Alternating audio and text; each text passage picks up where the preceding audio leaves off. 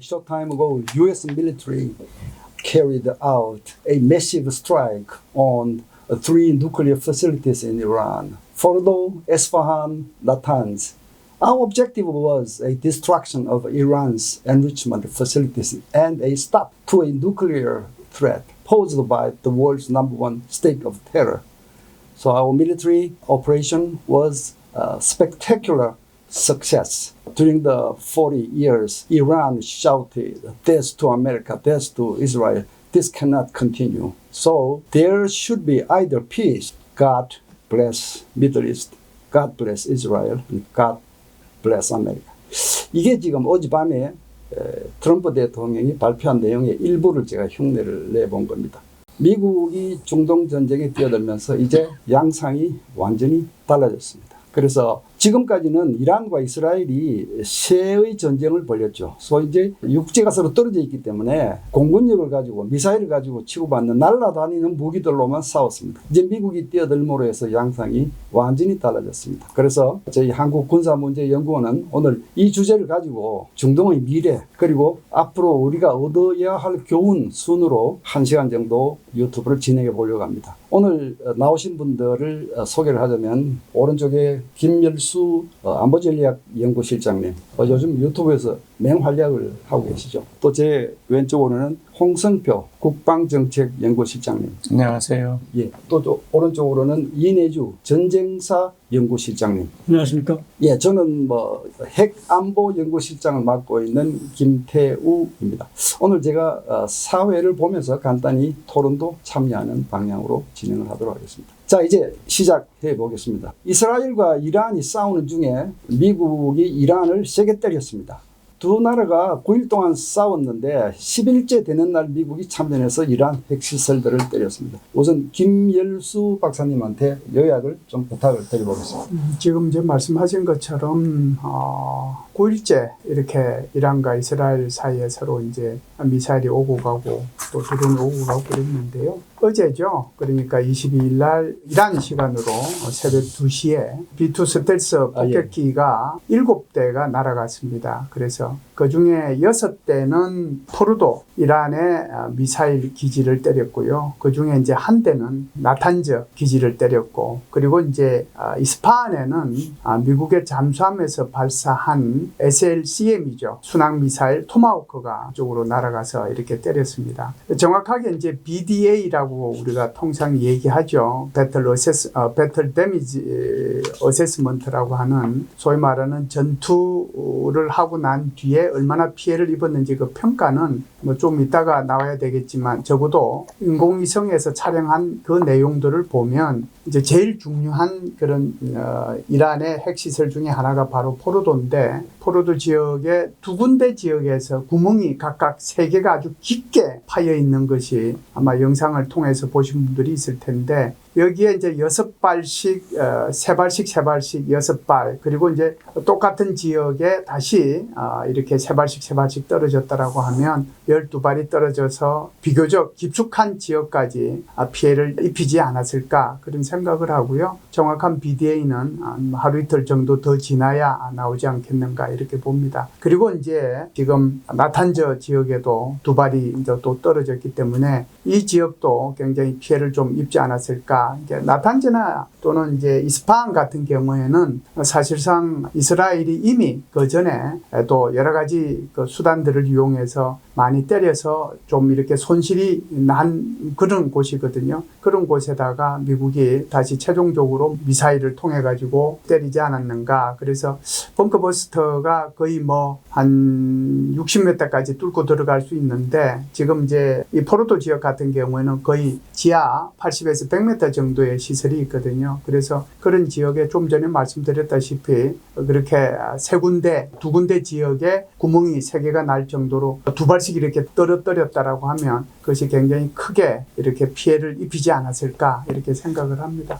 예, 근데 어제 트럼프 대통령이 말을 인용을 하면요, Iran's enrichment facilities has been totally and completely obliterated. 그러니까 완전 무기력하게 제거했다. 이렇게 이제 얘기를 했는데 이란에서는 아니야, 우리는 중요한 거 이미 빼돌렸어. 이렇게 이제 발표를 하는 것 같아요. 이제 이 부분은 그 부분은 이제 제가 볼 때는 이제 트럼프 대통령이 뭔가 이렇게 보고를 받고 이렇게 다시 이제 발표를 할 수 있는 그런 충분한 시간은 안 됐다라고 봐요. 좀 더 두고 봐야 되겠죠. 네. 그렇죠? 예. 자, 그런데 말이죠. 미국이 이런 행동을 하고 난 후에 미국이 이렇게 이란을 때려도 되느냐? 뭐 이란이 지금까지 IAEA 사찰을 받고 있었던 것은 사실인데 뒤로는 기만도 했고 뭐 여러 가지 일들이 많았지만, 근데 사찰 받고 있는 핵시설을 때려서 되느냐? 이게 NPT 위배 아니냐?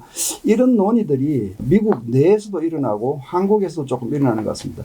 여기에 대해서 우리 홍성표 교수님 어떻게 평가를 하시는지 좀 견해를 주시죠. 국제법적으로 그것이 합법이냐 불법이냐를 놓고 논란이 있습니다. 이란은 불법 공격이다 이렇게 간주를 하고 있고, 미국은 이란이 핵무기를 개발해서 미국의 직접적인 위협이 임박했기 때문에 위협을 제거할 수밖에 없었다라고 그 자위권을 주장하고 있거든요. 그래서 그 판단을 놓고 전문가들조차도 찬반 양론으로 갈려 있습니다. 개인적으로 볼 때는 이란이 그동안에 IAEA 사찰도 받고 있고 NPT 조약도 가입해 있고 그런 상태에서 핵 프로그램을 진행시키고 있었는데, 그것이 미국의 임박한 위협이냐 하는 것을 놓고는 좀 판단하기 어렵습니다. 그래서 저 개인적으로는 미국이 이란의 핵시설을 이번에 타격한 것은 불법적인 요소가 많다라고 생각합니다. 알겠습니다. 앞으로 이 문제는 좀 더 아마 뜨거운 논쟁이 이어질지도 모르겠습니다. 좀 더 두고 보도록 하겠습니다. 자, 그런데 이스라엘과 이란이 심각하게 이 공중전을 벌이고 있는 중에 미국이 이제 뛰어들었는데, 그런데 어제 그 트럼프 대통령도 얘기했지만 지난 40년 동안 이란이 미국 사람들 죽이고 뭐 미국의 죽음을 이런 걸 외쳤는데 더 이상 용납할 수 없다. 이건 내가 옛날부터 더 이상 용납해서는 안 된다고 생각했었다. 이제 이런 말들을 했었어요. 이내주 교수님, 이 두 나라가 불구대천의 원수가 된 뭐 역사적 배경 같은 걸 좀 말씀해 주시겠습니다. 알겠습니다.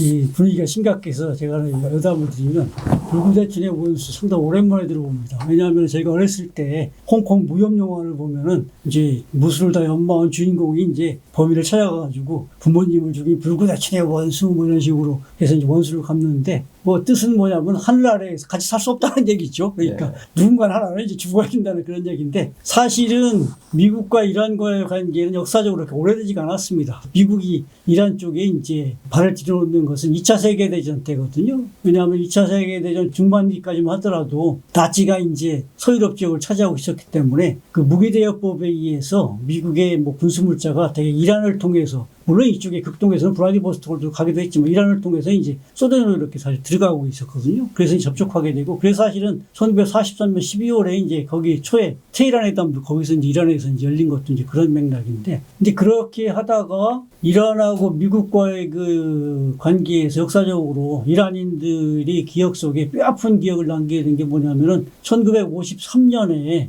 이란의 그 30대 총리로 이제 민주적으로 선출된 모하메드 모사덱이라는 분이 있거든요. 그분이 이제 이란의 그 석유를 이제 국유화 조치를 취했었는데, 당시 이제 이란의 석유는 영국이 이제 주로 장악을 하고 있었어요. 근데 영국이 이제 MI6가 이제 미국 CIA하고 같이 해가지고 이제 모사덱을 쿠데타를 일으켜가지고 축출한 이와 같은 사건이 벌어지게 됩니다. 사실 그게 이제 이란 사람들한테는, 특히 이제 이란 일반인들한테는 상당히 그 미국에 대한 그 뼈아픈 기억으로 이렇게 여전히 이렇게 남아 있습니다. 그런 어떻든 간에 이 모사덱을 이제 축출하고 그동안 해외로 망명가했던 팔레비 국왕이 다시 들어와가지고 이제 친미 정책을 더 강력하게 취하면서 쭉 갔습니다. 그런데 이제 무슨 얘기냐면 1979년 2월 달에 그 호메이니의 그 이란 근본주의 그 이슬람 혁명이 생기게 되거든요. 그러면서 이제 팔레비 국왕도 이제 망명을 하고, 그 다음에 그 망명을 이제 미국에서 받아주고, 이렇게 하면서 이제 미국과의 관계가 상당히 틀어지고, 특히 더 이제 1979년 11월에서 81년 1월까지 소위 이제 저희가 잘 아는 그 이란 과격파 학생들이 이제 테헤란 주재, 미국 미국 대사관을 점령하면서 약 52명의 외교관과 미국 민간인들을 이제 약 444일 동안 이렇게 억류한 적이 있지 않습니까? 그걸 미국이 또 구출하려다가 실패하고 이렇게 하면서 미국과의 관계가 이제 되돌릴 수 없는 정도로까지 나가게 되고 급기야는 이제 국교 단절로까지 이렇게 나가게 됩니다. 사실 이제 거기까지 가고 그러다가 이제 이란이 그렇게 이제 이슬람 혁명하고 난 다음에 80년, 81년부터 88년인가 9년까지 8년 동안 이라크하고 전쟁을 하고 정신 못 차리다가 그 다음에 전쟁이 끝나고 난 다음에 어느 정도 정신 차리고 난 다음부터는 이제 본격적으로 이제 테러 집단들을 지원하면서 팔레스타인 문제를 이제 본격적으로 개입을 하게 되거든요. 왜냐하면은 호메이니가 이제 이슬람 혁명 성공을 하면 그런 얘기를 했어요. 모든 억압받는 자를 해방하라. 그 억압받는 중에 이제 가장 중요한 형제가 이제 팔레스타인이지 않습니까? 그러면서 이제 테러 집단들을 이제 지원하고 하다 보니까 사실 그때 미국과 관계가 더 틀어져가지고 사실 오늘날까지 이르게 된 거라고 볼 수가 있습니다. 예, 보통 사람들은 1979년 이슬람 혁명 이후부터 이란이 반미 국가가 되었다 이제 이렇게 기억을 많이 하죠. 이제 그런 차원에서 그 전에 얘기까지 들려주셔서 상당히 유익한 것 같습니다. 조금 전에 우리 홍 교수님께서 이제 지금 이렇게 이란하고 미국이 싸우는데 미국이 공격한 것은 국제법적으로 문제가 있을 소지가 있다 이렇게 이제 여지를 남겼습니다, 그죠? 네. 근데 이제 또 다른 일각에서는 이란이 이슬람 혁명 이후에 혁명을 수출하려고 했잖아요. 주민국가에, 그죠? 그리고 또 이란 사람들이 문화적으로는 아랍권이 아니잖아요, 그죠? 종교적으로는 이슬람이지만 또 수니파, 소수파, 수니파고 이렇게 해서 지금 사실 중동에서 이렇게 전쟁이 커지고 있음에도 불구하고 아랍 국가들이 이란 편을 들지 않습니다. 이란도 사실은 굉장히 모난 행동을 수십 년 동안 해왔다. 이런 것도 우리가 같이 좀 봐야 될 것 같습니다. 네.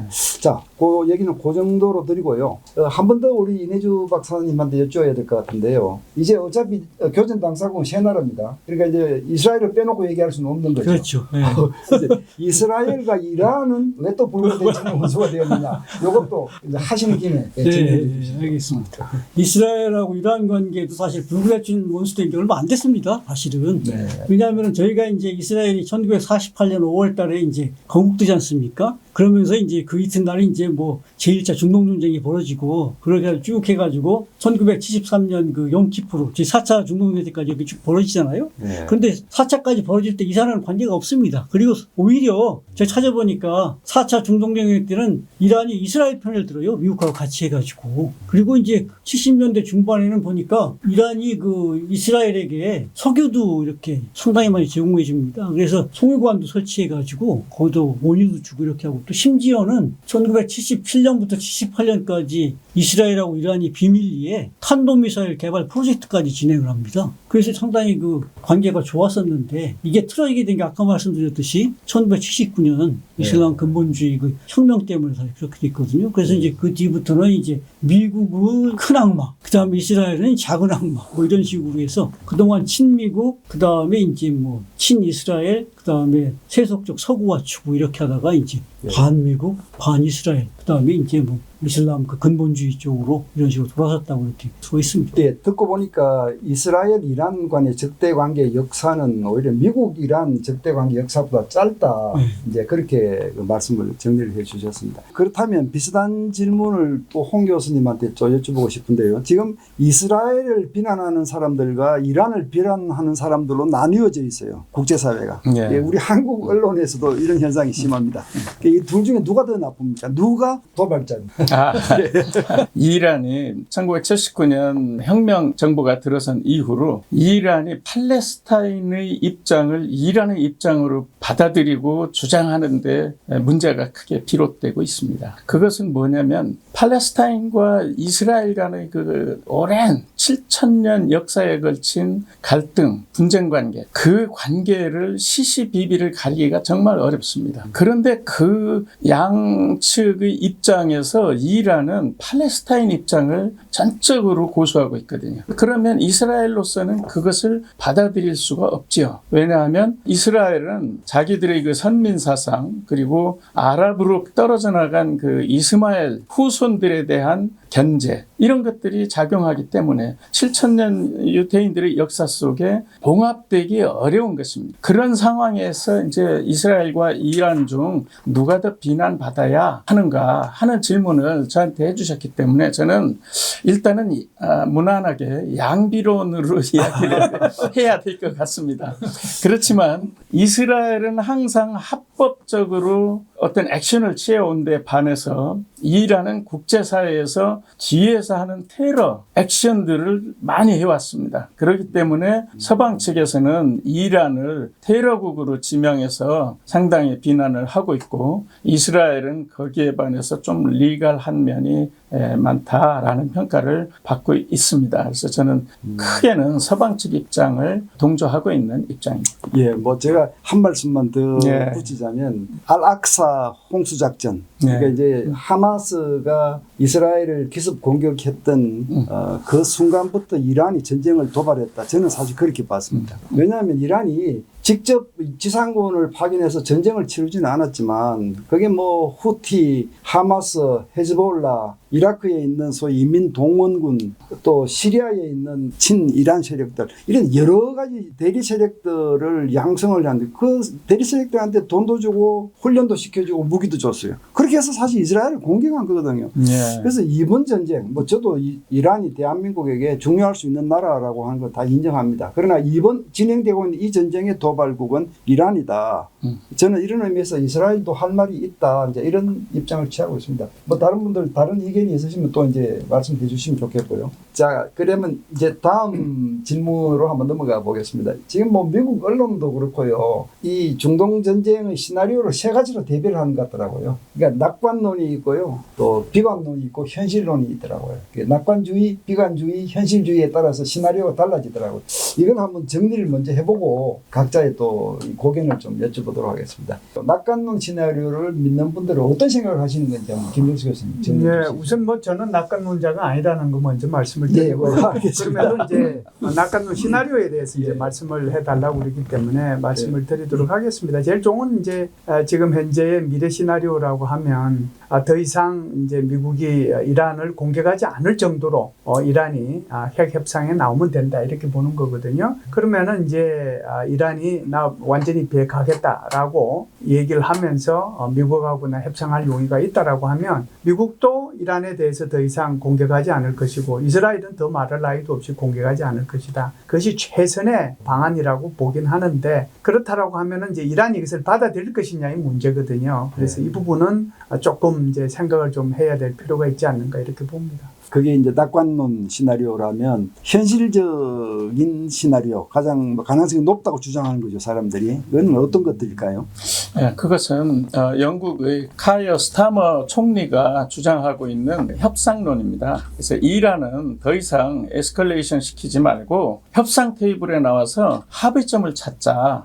근데 이제 이란의 입장을 보면은 이미 수도에 대한 공격을 받았고 주요 요인들이 많이 살해되었고 그런 상태에서 협상 테이블에 나가서 미국과 이스라엘이 주장하는 그 협상안을 받아들이는 것은 상당히 굴욕적이죠. 그것은 이슬람 근본주의자들이 볼 적에는 받아들일 수 없는 제안입니다. 그렇기 때문에 그 절충안을 찾는 것은 굉장히 어려울 거라고 봅니다. 그렇지만 이란이 가지고 있는 한계를 살펴보면 달리 대안이 또 마땅치 않습니다. 그것은 뭐냐면 이란이 과연 미국과 이스라엘 상대로 싸울 수 있겠는가? 지속 전쟁을 수행할 수 있겠는가? 뒤에서 러시아나 중국이 그것을 지원한다 할지라도 이란은 역부족이기 때문에 정면 대응을 해나가기에는 어렵다라는 것이 제가 생각하는 판단입니다. 그렇기 때문에 이란의 선택은 굴욕적이지만 조금의 그 명예를 살릴 수 있으면서 절충점을 찾아가는 즉 협상에 나아가는 것이 이란의 선택이 되지 않을까 이렇게 생각합니다. 네. 이 상방간에 올리며 겨자 먹기를 해야 한다. 이제 뭐 그런 말씀하시는 것 같습니다. 그죠? 서로가 서로를 좀 양보를 하면서. 네, 쌍방이라기보다는 이제 이란이 그런 거죠. 알겠습니다. 이 비관론자들은 최악 시나리오를 지금 거론하고 있는데 윤여주 박사님 어떤 게 최악 시나리오입니까? 글쎄요. 만약 최악 신호라고 그러면 제 생각에는 여기서 서방이 한 발 더 나가가지고 네탄야후가 레짐 체인지 얘기했지 않습니까? 그거는 저는 반대합니다. 만약 그렇게 되게 되면은 상당히 큰 문제가 생기라는 생각이 들거든요. 왜냐하면 지금 하메네이 그분이 이제 36년 동안 해서 인기도 없고 사실은 이제 혁명 수비대가 지금 많이 지혜부가 지금 거의 뭐 타격을 많이 받아가지고 힘도 없긴 합니다만은 그러나 그 레짐 체인지가 내부적으로 무슨 문제가 생겨가지고 이게 돼야지 외부에서 공격을 가해가지고 만약에 하메네이를 제거하면은 저는 크게 두 가지 문제가 생기라는 생각을 합니다. 뭐냐면 첫째는 이 이란이 이제 파편화되는 거죠. 중앙 권력, 힘 있는 중앙 권력이 없어가지고. 사실 그것도 일리가 있는 얘기가 뭐냐면 이란이 지금 페르시아인이 한 51%고 나머지 이제 다민족이거든요. 예를 들어서 뭐 아제르인 있고 뭐 쿠르드인 있고 뭐 등등등 이렇게 있거든요. 그리고 그들도 다 목소리를 내고 있습니다. 사실은. 그렇기 때문에 파편화될 여지가 있고 그렇게 되면 이라크처럼 상당히 큰 문제가 생기는 거죠. 거기 또 뭐 러시아가 파고들고 중국이 파고들고 이렇게 하니까. 그다음에 두 번째는 만약에 레짐 체인지가 되고 다행히 중앙집권적인 세력이 들어온다 하더라도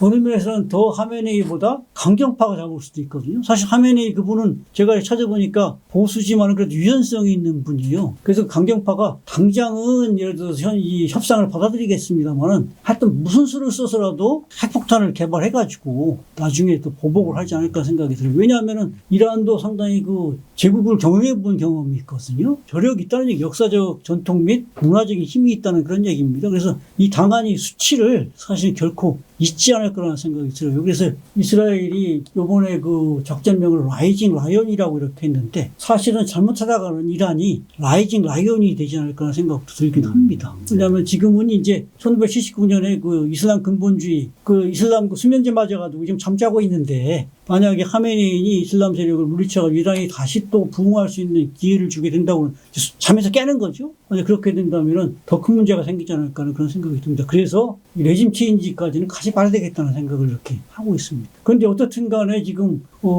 이란의 핵이 핵시설이 완전히 파괴됐냐 안 파괴됐냐 뭐 이런 논의가 사실 있긴 있지 않습니까? 트럼프 대통령님은 그걸 다 파괴했다고 하긴 하는데 근데 만약에 더 이제 공격해가지고 그러면 이제 핵 오염물질이 나오게 거잖아요. 네. 그렇게 되면 바람 따라가지고 또 이게 이쪽 저쪽 퍼지게 될 텐데 그러면 엄청난 문제가 될 텐데 이거 어떻게 되는지 저는 그게 더 걱정입니다, 사실. 예, 최악 시나리오 중에서 이제 핵 사용, 핵 시설 파괴, 핵 오염 이제 이런 것까지 포함을 해서 말씀을 하시는 것 같은데 이 방사능 오염 관련해서는 우리 국민들께서 조금 잘못 알고 계시거나 과장해서 알고 계시는 부분들이 있는 것 같아요. 지금 이제 이스라엘이 그 무기급 고농축 우라늄 또 무기급 플루토늄 이런 것들을 비축을 하고 있다. 이런 것들이 파괴가 되면 방사능 오염이 일어난다. 이런 얘기들을 국민들이 많이 하시더라고요. 근데 제가 조금 해명을 해드리자면 반드시 그렇지 않습니다. 사실 우라늄이라고 하는 거는요.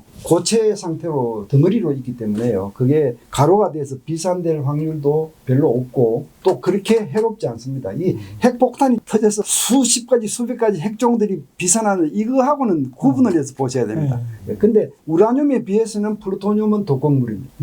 요걸 알고 계셔야 돼요. 그러니까 이 플루토늄을 가루가 되어서 비산돼서 이 가루가 사람들 몸에 목을 통해서 들어가고 하면 굉장히 나쁜 영향을 미치고 독극물입니다. 그러나 플루토늄은 굉장히 무거운 물질이죠. 그러니까 비산이 잘 안 됩니다, 사실은. 잘 안 되고 보관을 할 때는 다른 화합물하고 섞어서 고체 형태로 만들어서 보관을 하기 때문에 그 핵물질이 밖으로 나와서 파괴돼서 방사능 오염이 생긴다 이런 얘기는 조금 과장됐다는 걸 제가 말씀드리고 이 부분은 조금 이제 의견이 다를 수도 있고 조금 과학적으로 요건 얘기할 필요는 있긴 하다고 생각을 하는데요. 예를 들어서 우리가 이제 농축 우라늄을 이렇게 하려고 하면 우라늄 235를 90%까지 이제 이렇게 농축을 해야 이게 이제 핵무기로서의 사용이 되는 거거든요. 그러면은 이제 그걸 가지고 끊임없이 이 원심 분리기를 통해 가지고 계속해서 이걸 한단 말이죠. 그럼 원심 분리기를 통해서 이걸 가지고 농축을 시켜 나가는 건데 그 농축시켜 나가는 것이 기체 상태에서 농축을 시켜 나가는 거거든요.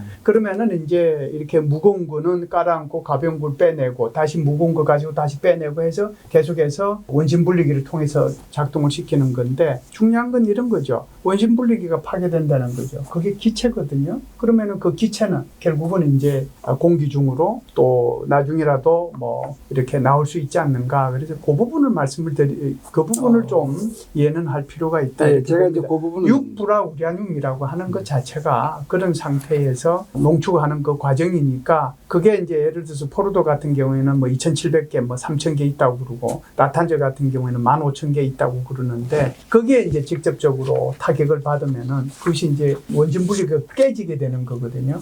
그런 문제에 대한 이제 걱정, 뭐 그런 데 따른 이제 방사능 오염 이런 것들을 걱정합니다. 제가 이제 그 부분은 언급을 안 했는데요.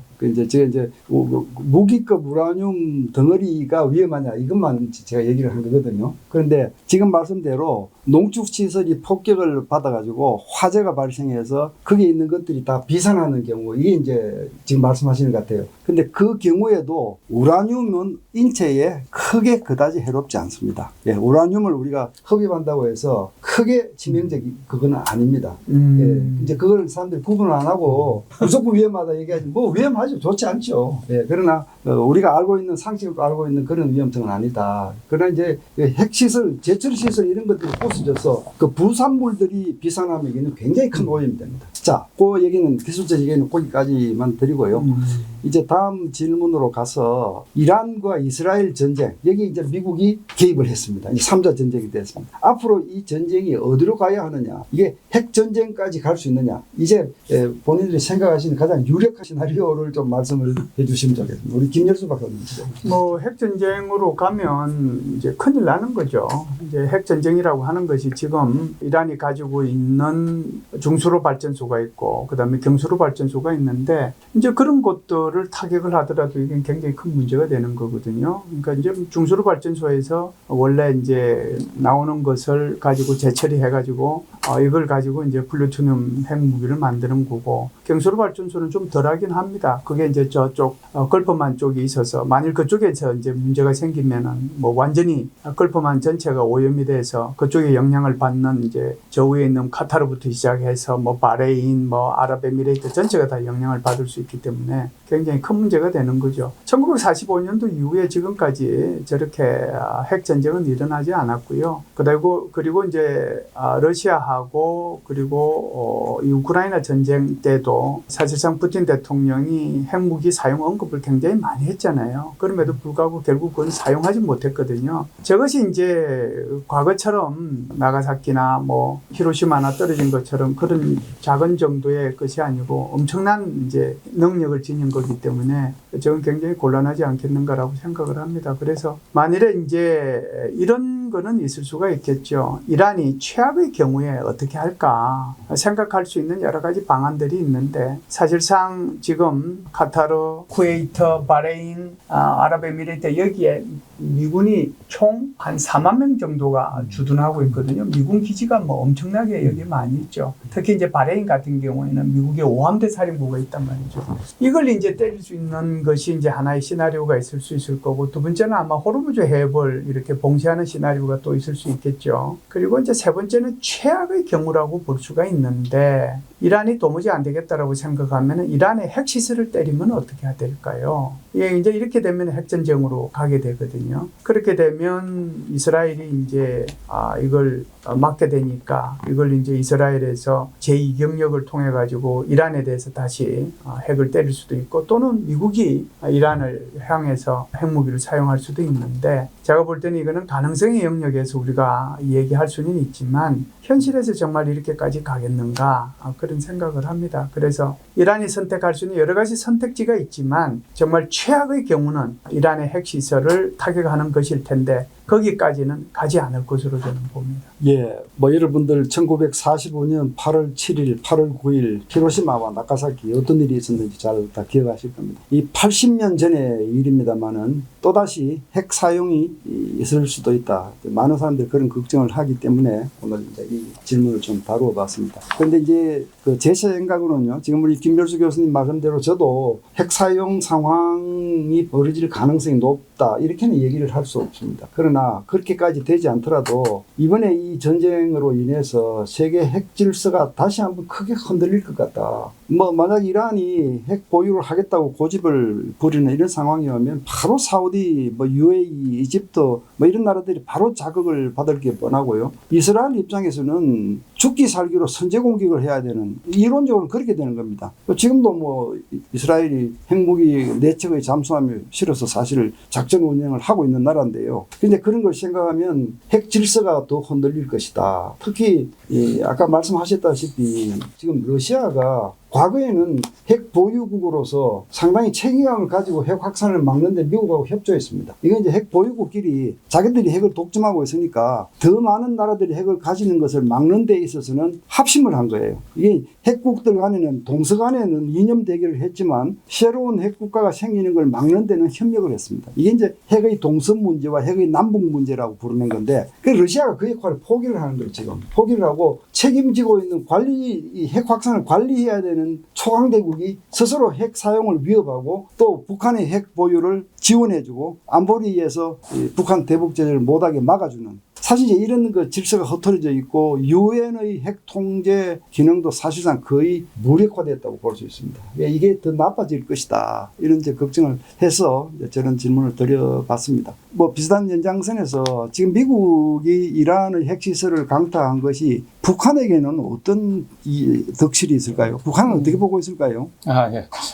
저한테 북한에게 신나는 일인가라고 질문을 주셨는데 전혀 신날 일이 없죠. 왜냐하면 이란이 다 이스라엘을 때려 부시고 했다라면 그러면 북한으로서는 신나겠죠. 왜냐하면 북한은 이란을 지지하고 지원하는 그런 입장이니까. 근데 이란이 완전히 두드려 맞아가지고 지금 박살을 나고 있는데 북한이 신날 일이 뭐가 있겠어요. 북한으로서는 미국의 압도적인 힘 어마어마하구나, 그러한 위압감을 느끼지 않았을까, 저는 그렇게 생각이 듭니다. 김혜지 교수님 다른 생각이 있으실 수 있는데. 아니요, 두 가지 생각이 같이 있는데요. 하나는 두려움을 느꼈을 것이다라고 생각을 할 거고요. 하나는 절대로 핵무기 포기하지 않겠다라는 생각을 더 굳혔을 것이라는 두 가지 생각을 동시에 아마 가지지 않겠는가라고 생각을 합니다. 두려움을 느꼈을 것이라는 건 이렇게 봐요. 2017년도에 사실상 북한이 끊임없이 이제 핵실험 2번이나 하고, 그리고 이제 미사일 실험하고 미사일도 시험 발사하고, 그런 과정 속에서 사실상 미국과 이 북한 간이 굉장히 에스컬레이션이 높아졌죠. 그래서 11월 29일 날 이 김정은이가 자기 딸 주애를 데리고 화성 15형을 발사를 하면서 이게 이제 핵무기가 완성이 됐다고 그랬을 때, 사실은 그때 어떤 일이 있었습니까? 미국은 군함, 그러니까 항공모함 서너 척을 동해에다가 띄웠죠. 그래서 북한을 압박을 했습니다. 북한이 어떻게 여기에 대응을 했을까요? 여러분들 아시다시피 바로 11월 29일이니까 한 달도 채 안 됐죠. 그래서 평창올림픽에 참석하겠다고 그랬고, 그것이 남북정상회담으로 북미정상회담으로 넘어가면서 북한은 이 위기를 극복했다라고 생각을 해요. 그런데 이제 북한이 그때 느꼈던 미국으로부터의 어떤 압박, 그리고 이제 두려움, 이런 것들은 분명히 있었을 거고요. 이번에 더더군다나 벙커버스터 50, 그러니까 GBU-57이라고 하는 것이, 저것이 사실은 북한의 이 핵미사일 문제를 해결하기 위해서 개발되었다고 해도 과언이 아니거든요. 그래서 북한의 입장에서 보면은 이번에 벙커버스터가 실제적으로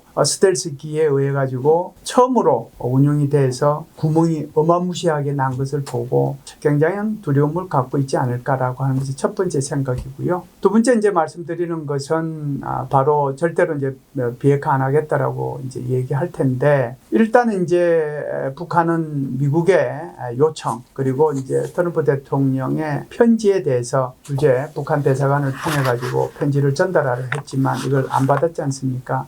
미국은 아마 서너 번 노력을 했던 것 같아요. 그럼에도 이걸 안 받았는데, 이 말의 의미는 지금 현재 북한은 미국과 협상할 의도가 없다, 그런 뜻이거든요. 지금 입장에서, 북한 입장에서 보면은 러시아라고 하는 든든한 뒷배가 있고, 러시아가 자기를 보장해 줄 것이고, 러시아가 안보를 보장해 줄 것이고 경제를 지원해 줄 것이고 군사적으로 첨단 군사력을 지원해 주는데 지금 미국이 그렇게 굉장히 이제 필요하다라고 북한으로서는 못 느끼는 거죠. 만일에 북한이 협상에 나가게 되면 미국과 북한 간의 협상을 통해 가지고 미국이 원하지 않는 방향으로 만일에 북한이 계속해서 주장을 하게 된다면 똑같은 이란과 같은 상황에 직면할 수도 있다라고 북한은 생각할 수도 있거든요. 그렇기 때문에 북한은 이번 사태를 보면서 절대로 비약하지 않겠다라는 생각을 가지고 미국과의 협상이 임하지 않겠다는 생각을 가지게 될 겁니다. 그래서 미국이 북한에 대해서 충분한 안전보장을 제공해주고 경제제재를 해제해주겠다라고 하는 것을 자기가 만족할 수준이 될 때까지는 북한은 미국 간의 이런 협상에 나올 가능성이 좀 적지 않겠는가 그런 생각을 합니다. 예, 지금 뭐 듣고 보니까 양면이 다 있다 이제 이런 말씀이신데 북한 입장에서는 겁나는 일도 있고 신나는 일도 있겠습니다. 지금 네. 말씀 들어보니까 그러니까 뭐 핵을 비핵화하라는 압박을 물리칠 수 있는 명분도 많이 생겨 있고요, 그죠? 그런 쪽으로 생각하면 신나는 일인데 또 겁나겠죠. 미국 말 안 들으면 나도 저렇게 맞으려 이제 이런 그 겁도 나겠죠. 자, 핵 얘기를 거기까지만 하고요. 또 다음 질문으로 한번 넘어가 보겠습니다. 이제 앞으로 이 중동 사태를 결정짓는 주요 변수가 어떤 것들이 있는지 한번 나름대로 정리를 해 주시기를 바라는데요. 우선 홍 교수님한테는 이 국제 질서 차원, 즉 글로벌 차원에서 어떤 변수들이 앞으로 이 중동 사태를 결정짓는 중요한 변수가 될지 뭐 이런 것들 좀 정리해 주시죠. 네, 국제 질서가 그동안에는 유엔에 의해서 주도적으로 유지돼 왔다고 할 수 있습니다. 그런데 최근 들어서 유엔이 제 기능을 제대로 발휘하지 못하죠. 예를 들면 러시아가 우크라이나를 침공했을 때 145개국이 러시아의 불법 침공을 규탄하고 원상 회복을 요구했습니다. 그럼에도 불구하고 러시아는 지금까지 우크라이나 침공을 멈추지 않고 지속하고 있거든요. 그것은 국제연합의 기능이 그만큼 유명무실해졌다라고 볼 수 있습니다. 마찬가지로 지금 이제 이스라엘, 이란 그 분쟁 관계도 그렇습니다. 국제 시스템 속에서 보면 이론적으로는 뭐 시시비비를 얘기할 수가 있지요. 그렇지만 현실적으로 이란이나 이스라엘이나 국익을 앞에 놓고 현실주의적인 입장을 벗어나지 못하고 있습니다. 그렇기 때문에 이스라엘은 서방 측이 만류함에도 불구하고 테헤란을 공습해서 이란의 주요 지도자들, 주요 과학자들 그리고 주요 군사시설들을 다 파괴시키는 그런 어떻게 보면 무모한 공격을 감행했거든요. 그럼에도 불구하고 국제사회가 이스라엘을 효과적으로 어떻게 제어하지 못합니다. 왜냐하면 그것은 이스라엘의 생존 전략이 그만큼 지배하고 강하다고 얘기할 수도 있겠지만 국제 시스템이 통제하는 대로 따르다가는 이스라엘의 그 존망이 위협받기 때문에 이스라엘로서는 그것보다 자기네들의 생존이 더 우선이다 생각하기 때문에 그것에 따르지 않는 거거든요.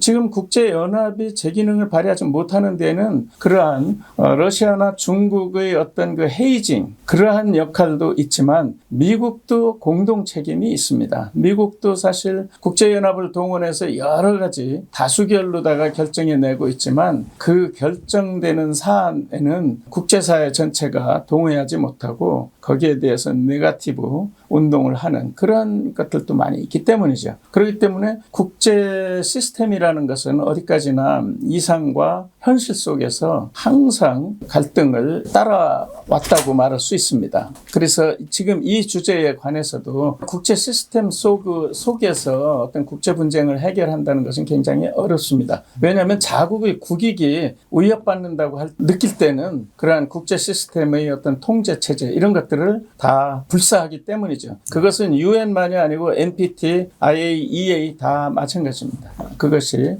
국가들이 보여주고 있는 행태라고 할 수 있겠습니다. 지금 말씀은 그 국제 질서상에서 규범으로 인정되어 왔던 것들이 이 사태에 큰 변수가 되지 못한다. 이제 막 그런 요지에 말씀하신 것 같습니다. 그럼 우리 김혜수 교수님은 국가 간에 상충하고 있는 이해관계 뭐 이런 것들이 큰 변수가 되지 않겠습니까?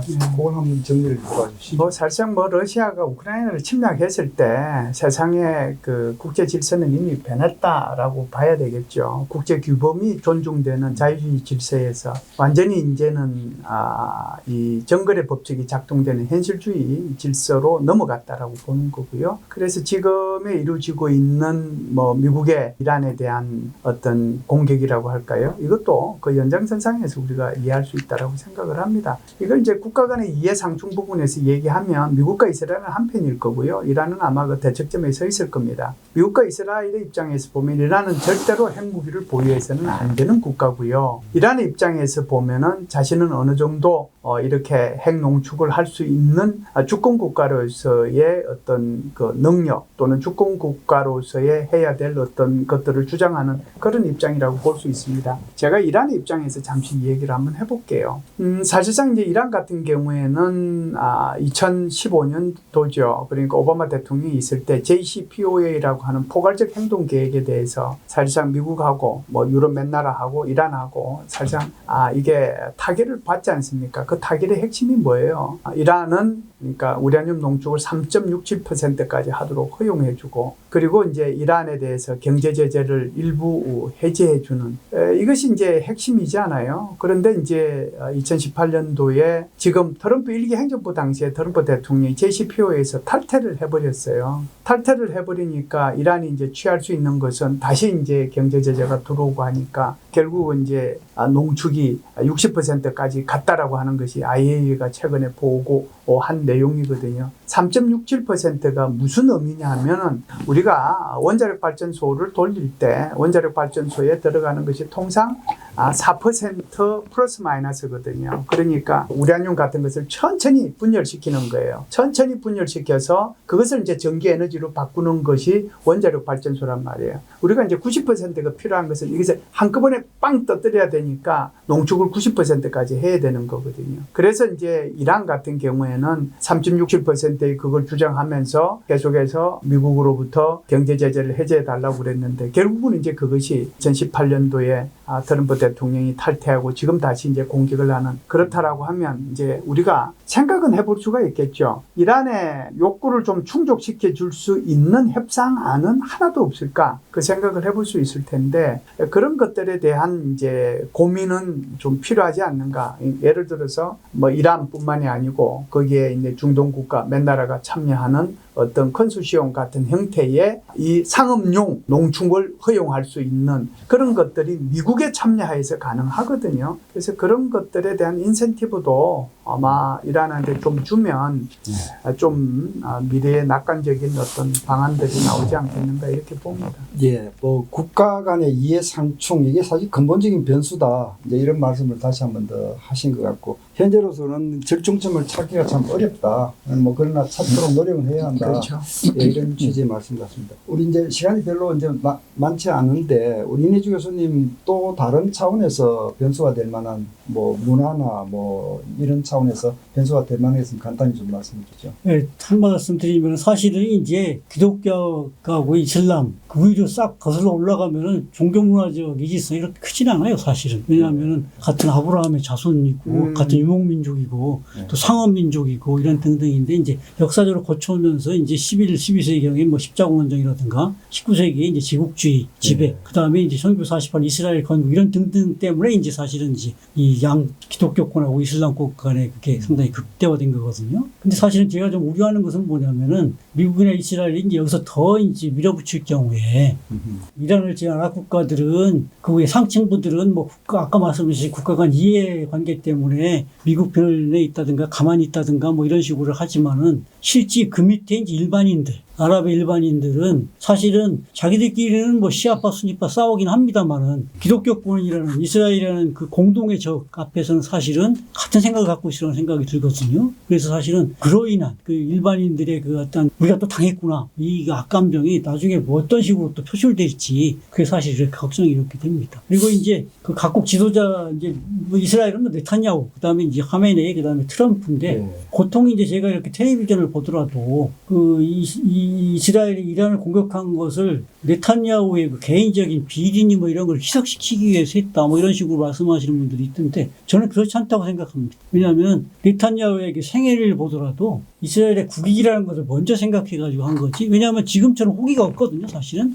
이란에 그걸 제어할 수 있는. 왜냐하면 뭐 옆에 있는 뭐 헤즈볼라니 뭐 얘들 다 사실 그 무력화되지 않습니까? 지금 같은 호기가 없기 때문에 그걸 단행했다고 생각하고 하지. 부패 스캔들 뭐 그게 좀 있긴 하겠지만 그거는 아니라고 생각합니다. 그 다음에 이제 하메네이의 입장에서도 처음에 그 사람이 강경하게 나가는 게 물론 이제 뭐 그 사람이 30년 동안 독재에서 또 경제 제재 받아가지고 일반 국민들의 생활 어렵다는 것도 있긴 합니다만은 자 자기 나라가 지금 난데없이 공격을 받았는데 일종의 이제 대통령보다 위에 있는 최고 지도자인데 그 사람이 한마디는 해줘야 될 거 아니에요. 어떻든 간에 강경하게. 물론 그 밑에서 이제 뭐 대통령이나 딴 사람들이 뭐 이렇게 협상을 한다든가 하는 게 있더라도 그 다음에 이제 트럼프 입장에서는 트럼프도 어느 면에서는 미국의 국익을 생각해서 했다는 생각이 듭니다. 예를 들어서 뭐 요번에 이제 러시아 우크라이나 전쟁이라든가 그 다음에 뭐 가자지구 전쟁 여기서 이제 트럼프가 뭐 곧 해결하겠다 그랬는데 지금 계속 질질 끌려가 있어가지고 어느 면에서 이제 새가 된 입장으로 지금 돼 있지 않습니까? 그래서 이제 그걸 좀 역전시키기 위해서 좀 트럼프가 한 게 아닌가 이렇게 말할 수도 있겠습니다만 저는 그렇게 생각 안 하고 어느 면에서는 러시아, 이란, 뭐 중국 이렇게 엮여 있다는데 저 푸틴하고 시진핑한테 우리가 한다면 한다라는 것을 좀 이렇게 만천하에 좀 보여준 게 아닌가 하는 그런 생각이 듭니다.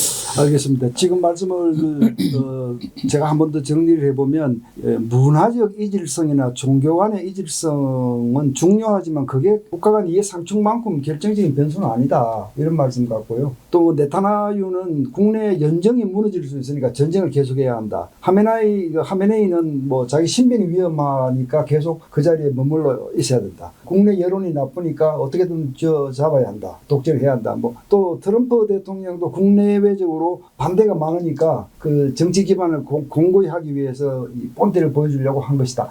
이렇게 이제 국제정치학자들은 이 개인 레벨에서도 원인을 찾는 경향이 있습니다. 근데 이제 오늘 말씀은 그것이 국가 간 이해 상충만큼 중요하지는 않다. 이렇게 이제 정리가 되는 것 같습니다. 자, 이제 우리가 시간이 한 6, 7분 남았는데요. 마지막으로 우리가 이스라엘이 군사작전 지금까지는 성공적이지 않습니까? 이스라엘보다 75배 더 큰 땅덩어리 이란, 인구가 10배인 이란을 상대로 이스라엘이 지금까지는 성공적으로 군사작전을 했거든요. 우리가 여기서 어떤 교훈을 얻어야 하느냐 이걸 이제 마지막 얘기를 좀 해보려고 하는데 우선 첫째 질문은 공군입니다. 네. 이스라엘 공군하는 거 보고 대한민국 공군도 이스라엘처럼 할 수 있냐?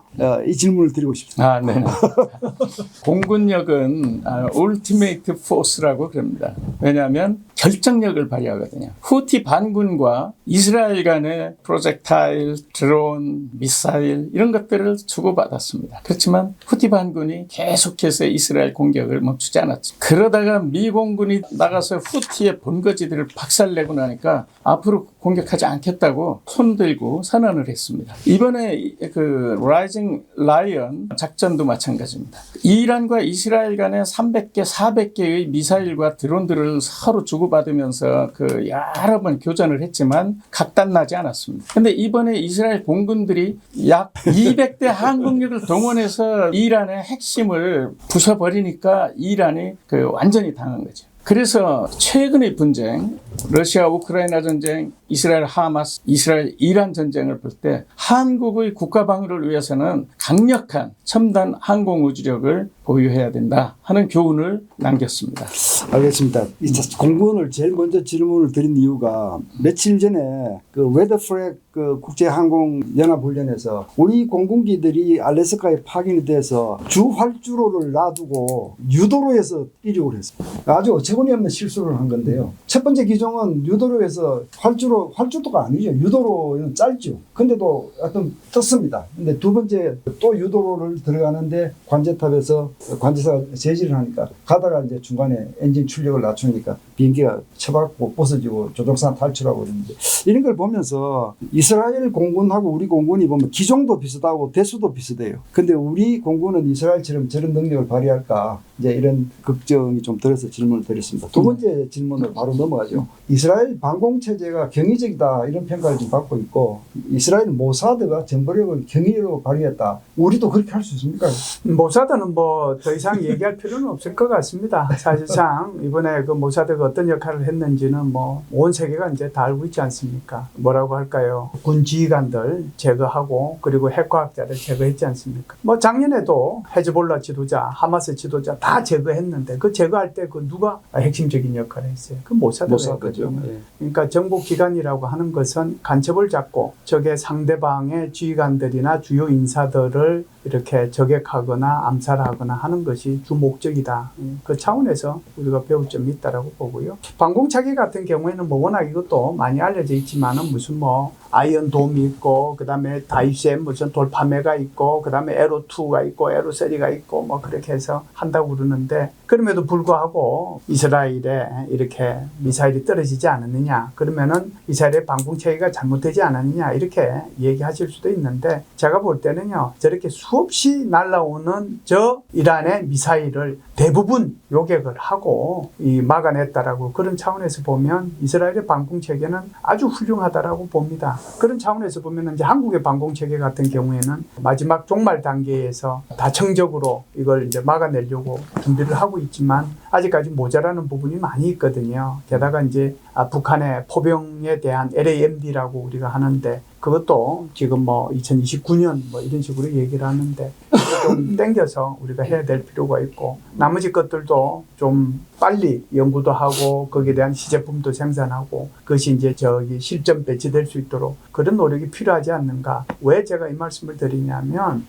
이란하고 이스라엘은 수도와 수도 사이에 1600km입니다. 물론 뭐 국경과 국경 사이는 1000km밖에 안 됩니다만은 그렇게 날아오는데 시간이라도 걸리잖아요. 북한의 미사일은요. 우리 휴전선에서 40km, 50km 떨어져 있습니다. 길어봤자 100km입니다. 그러면은 쏘면은 바로 떨어진다고 봐야 되거든요. 그러니까 우리가 방공체계를 얼마나 구축을 많이 해야 될지 아마 이런 사례가 우리한테는 좋은 본보기가 되지 않는가 이렇게 봅니다. 네, 좋은 교훈 말씀 같습니다. 뭐 말씀이 났으니까 말인데 우크라이나군의 거미줄 작전, 그다음에 이번에 이제 이스라엘에 일어서는 사자 작전 이걸 보면서 저는 어떤 생각을 했느냐면 북한이 이런 걸 흉내내서 뭐 로켓탄, 미사일, 뭐 가짜 진짜를 섞어서 대량 세츄레이션 공격을 한다면 포화 공격을 우리 해군 기지나 공군 기지에 한다면 우리는 얼마나 막아낼 수 있는가 이런 질문을 우리 군에 또 정부에 던지고 싶어요. 네, 이제 그런 생각이 들었고 우리는 사실은 삼축 체제에서 선제 킬체인이 있고 방어 KMAD가 있고 응징 KMPR이 있는데 방호가 사실 없잖아요. 화생방 사태가 발생했을 때 시민들이 어떻게 피하고 어떻게 안전을 유지하느냐. 그래서 말씀 난 김에 건의를 드리자면 삼축 체제를 사축 체제로 영역을 넓히고 방호라고 하는 또 하나의 체제를 만들어라. 이렇게 말씀드리고 싶습니다. 자, 이 분야의 마지막 교훈을 요청을 우리 이내주 박사님한테 드리겠는데 결국 이스라엘은 정신력이 센 나라 아닙니까? 네, 어떻게 해서 이스라엘은 정신력이 세고 우리는 그 정신력을 따라잡을 수 있을까요?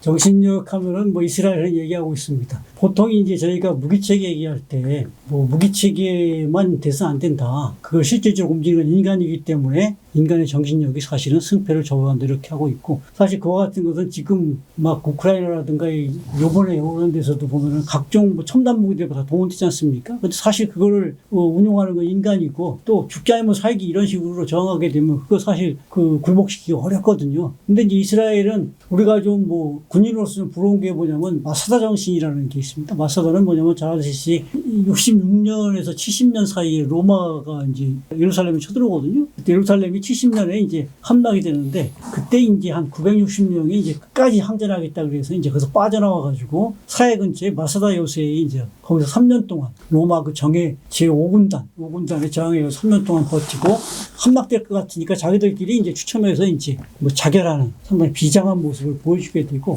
그거를 이제 이제 이스라엘에서 이제 그 뒤에 이제 역사적으로 나사 정신 하면 이제 끝까지 저항한다는 그런 정신인데 이스라엘로서는 사실 이러한 정신을 가질 수밖에 없는 생각이 듭니다. 왜냐면 48년에 이제 건국이 돼가지고 했는데 그 뒤에 이제 아랍군하고 이제 몇 차례 전쟁을 거치고 지금도 이렇게 일어나고 하면서 근데 이제 아랍군에서는 계속 내세우는 게 뭐냐면 이스라엘을 몰아내겠다는 거잖아요. 멸종시키겠다는 거지 않습니까? 몰아내면 뭘로 하겠어요? 지중해로 빠질 수밖에 없는 거죠. 그렇게 되니까 이제 끝까지 이제 그 생존 본능을 발휘하게 되는데 그런 측면에서 보면은 이스라엘하고 저희하고 사실은 역사적인 경험이라든가 지리적 위치가 유사한데 왜냐하면은 역사적 경험 우리도 뭐 H침을 뭐 900몇 회 받았다고 그러지 않습니까? 그런 다음에 우리 지형을 보면 남한을 보면은 위에서 밀면은 나중에 남해로 빠질 수밖에 없게 돼 있잖아요. 지중해로 빠지시지. 그런 측면에서 보면 우리도 이게 결사항전의 자세를 이렇게 가져야 되고 이스라엘로부터 이제 배회될 필요가 절실하다고 생각을 하고 있습니다. 물론 이제 혹자는 야 우리도 그 신라 시대 때 세속국에 임전무태가 있지 않냐 뭐 이런 식으로 말씀하시는데 저는 임전무태 좋아하지 않습니다. 전쟁이 임해서 후퇴하지 않는다. 좀 수세적 입장입니다. 그거보다는 사실은 저는 가장 좋아하는 게 뭐냐면은 1954년에 그 베트남이 이제 DMF에서 프랑스를 물리치고 거기에 이제 기념비를 세웠다는데 저도 가보진 못했습니다. 뭐라고 써있냐면 우리말로 결전결승입니다. 전쟁을 결심하면 승리를 결심한다는 거죠.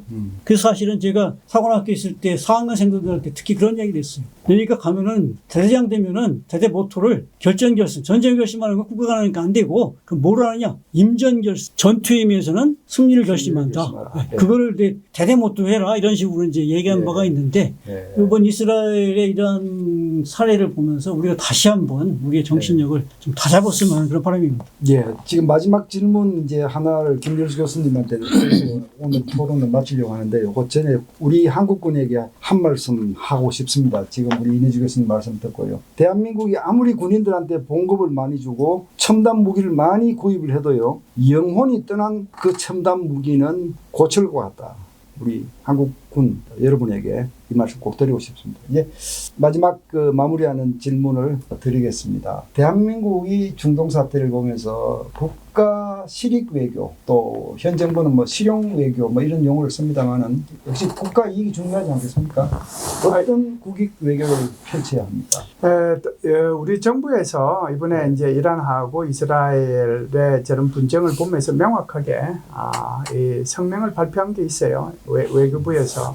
그러니까 양쪽이 확전을 하지 말고 상호 자제해라 라고 하는 것이 우리 정부의 기본 입장인 것 같습니다. 그래서 한국 입장에서 보면 이스라엘도 편들지 않고 또 이란도 편들지 않는 그런 이제 성명을 발표했다라고 보는데요. 그것이 바로 실용외교고 국익외교라고 생각합니다. 이제 토론을 마치려고 합니다. 저희 한국군사문제연구원은 어제 미국이 전격적으로 이란 핵시설을 강타하면서 오늘 이 긴급 진단 코너를 급히 만들었습니다. 우리 나와주신 김열수 안보전략연구실장님, 또 홍성표 국방정책연구실장님, 또 이내주 전쟁사 연구실장님 이렇게 모두 수고를 해주셨는데 이 사태가 긴박하고 또 앞으로 어디로 흘러갈지 사실 굉장히 불확실하기 때문에 저희 연구원에서는 시시각각 사태가 진전되면 다시 이런 코너를 만들어서 여러분에게 전달해 드리려고 합니다. 이란 문제, 이스라엘 문제, 중동 문제 결코 대한민국과 무관하지 않습니다. 안보 문제, 핵 문제, 동맹 문제, 경제 문제 뭐 모든 것이 걸려 있습니다. 앞으로도 계속 깊은 관심을 가지고 한국군사문제연구원에서